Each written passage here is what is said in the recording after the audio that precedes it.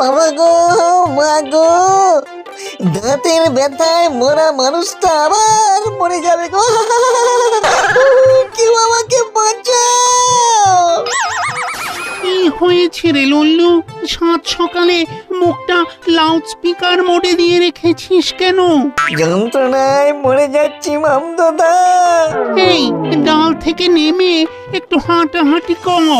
ব্যথাটা বাতের নয়, দাঁতের। বাবা গো, হাঁটলে কি আর দাঁতের ব্যথা যায়?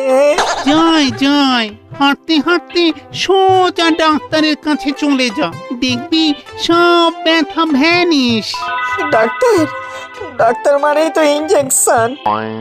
ও ডাক্তার বাবু, সত্যি বলছি ওই ব্যথাটা না আগের থেকে একটু কমেছে। এখন আমি আসি কেমন?